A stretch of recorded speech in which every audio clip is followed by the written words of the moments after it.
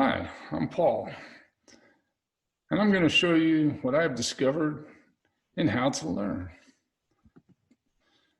And I've been taking this MOOC online with Barbara Oakley, and I've learned many new interesting techniques, which I've been incorporating into my learning abilities and has made quite a bit of a difference.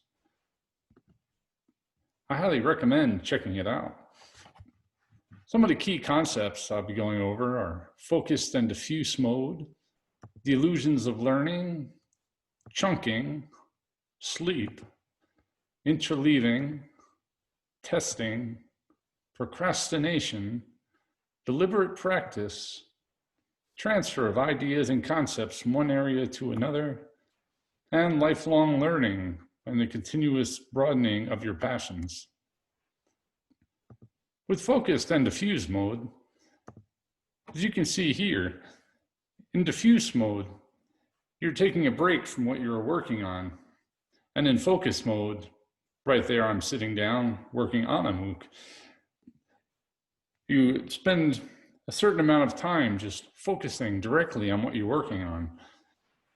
But you need to take a break at some point because the focus mode only has like 4 different things you can focus on at the same time. So continuous reiteration of it won't really stick in your mind as well as if once you grasp a concept, you take a break, as in you see here, play a little guitar or something completely unrelated, and let the back of your mind catch up. Even taking a walk or anything else is a great alternative. The classic example is of a flashlight. If you have it pinpointed and focused, you can have a narrow beam of light on a small area, which would be the focus mode. But if you use the diffuse mode, then it's more like having you're opening up the flashlight and making it cover a wide area, but it will no longer be as bright. It will be fuzzier. So one of the ways to get into there was shown by Salvador Dali. Salvador Dali would actually put a ball or key in his hand, and when he went to sleep, he would drop it, and as soon as it fell, it would wake him up, and he would immediately write down his ideas, thus taking from the diffuse mode, which is more subconscious, and being able to save it before the ideas were completely gone. Lastly, we have Einstellung.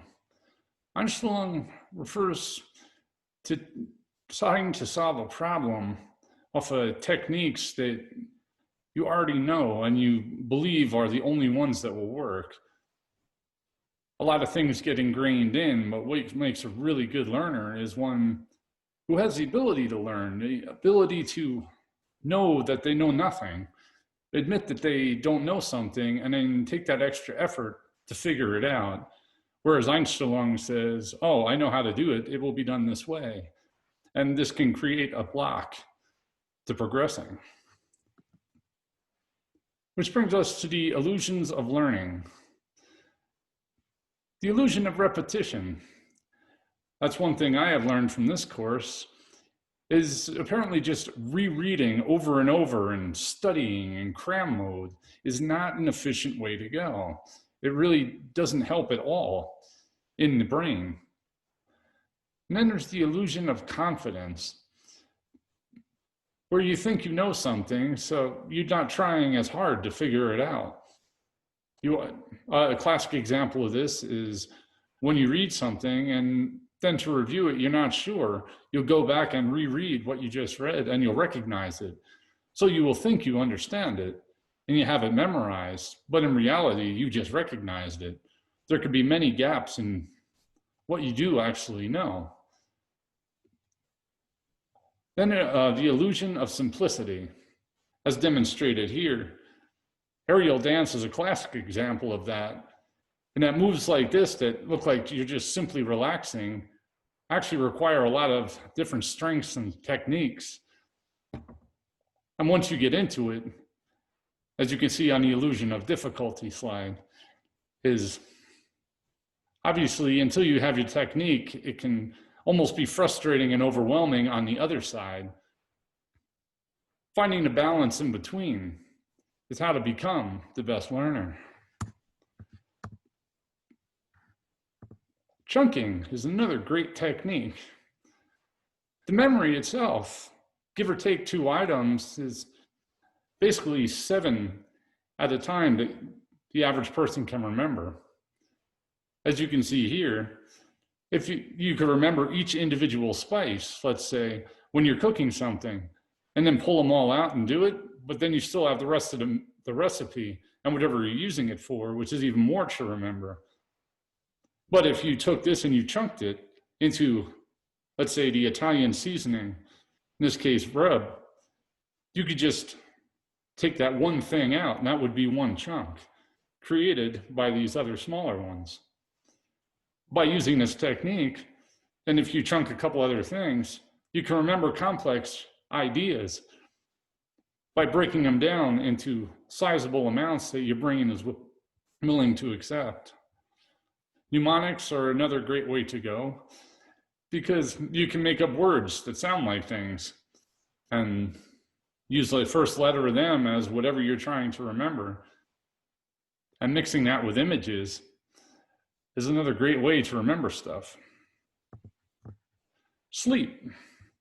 Sleep is underestimated in some cases. Memory is supposed to fall under acquisition, consolidation, and recall. Acquisition obviously being the active part of learning something. Consolidation, this is where sleep would come in. This goes back to the diffuse mode. After you acquire the information, you need to give your brain time to file it in the certain areas. And in the diffuse mode, it has time to put it in a proper drawer in a file cabinet. And recall, obviously we all think, oh, well, that's like when you just recall the information. But reviewing the information as well will help with your recall. You can't just rely on consolidation alone and hope it will be there forever. Another thing happens during sleep is that the toxins are cleansed from the brain. So if you do like sleep deprivation or something else, maybe there's not enough time for these things to happen. Maybe it's incomplete. Whereas if you have enough sleep, then the brain has enough time to consolidate and take care of the toxins and lead to a general healthier systemic. Next, we have interleaving. This would be mixing seemingly unrelated topics into a single study period. As you can see on the 2 pictures on the left, on one, doing some aerial practice. And on the second, interleaving by reading a book on anatomy. While not directly compatible, the transfer of ideas do go together a little, but the general purpose of this is, as you say, you can use constant retrieval versus deliberate learning. If you stay with one thing and continue in that way, your brain already knows where it's at.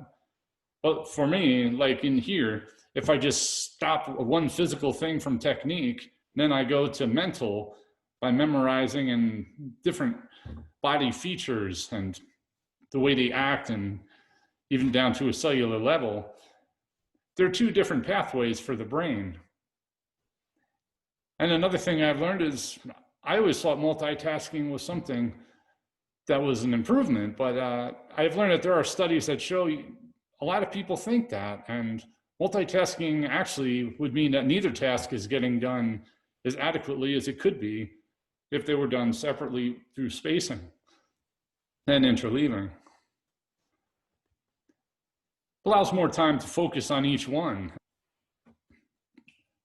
Testing. We were talking before about the illusion of confidence and competency, where you think you know something, you go back, you reread it, and you recognize it. But do you really know it? If you use something like practice tests at the end of reading a chapter or something else, test yourself on it without looking back at the material. What do you know? What any wrong answers you get, obviously those are things that need to be studied because you don't actually know them. Maybe you don't understand or just don't remember them yet. And it's also been shown that by doing this method, it not only helps you be aware more of what you need to refresh, but it also solidifies it in memory more. Procrastination. Obviously not helpful on any level. Granted, a cup of coffee is good at the time, but it shouldn't be done during your practice session. One very interesting device I've learned about in this class is the Pomodoro. The Pomodoro timer is most commonly used in 25-minute intervals. You set it for 25 minutes, and through direct focus, deliberate practice, you'll focus intently on what you are doing. And then once the timer goes off, you have a 3-4 minute reward. You can go do whatever you want and then come back again and continue on. By doing these intervals, you're forcing yourself, by turning off all distractions and focusing intently, to learn something directly. And by taking a break, you get the reward. So it does avoid procrastination. It's very helpful. Another thing is willpower. It's a pretty limited thing. But if you can catch the procrastination cue, that is the moment where you feel like you want to start procrastinating, if you catch it there and cut it off and say no, and do something such as the Pomodoro, right at that moment, then you will alleviate the problem. Those few seconds you have at the cue is to whether you move on and do what you should do, or just take the break and gradually spiral off. At least for me, once I start procrastinating, it becomes an endless cycle. And maybe what I wanted to do ends up not even getting done. So jumping in right away at the procrastination cue is a great way to move on. And of course, turning off any cell phones or messages you can have, or people coming over, and whatever you need to do wherever you're at, so you can concentrate and focus on what you need to at the time. Deliberate practice.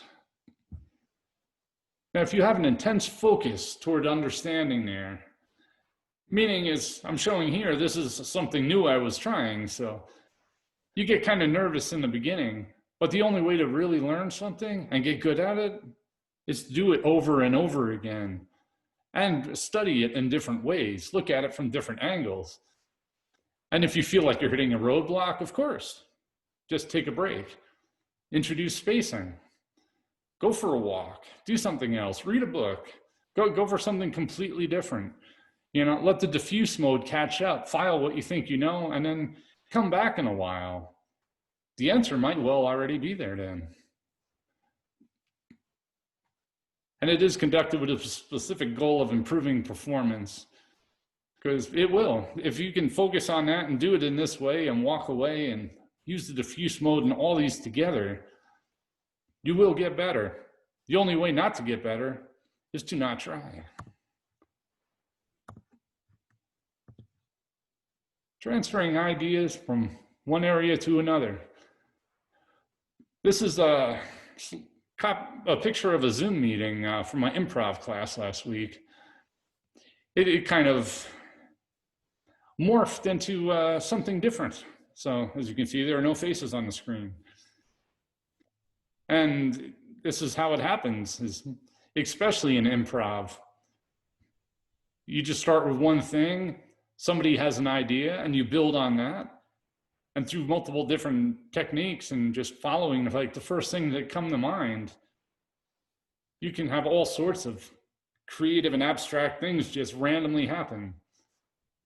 As if I remember right, somebody was doing something with their fingers, and next thing you know, somebody had a sock, and we ended up with a sock puppet show.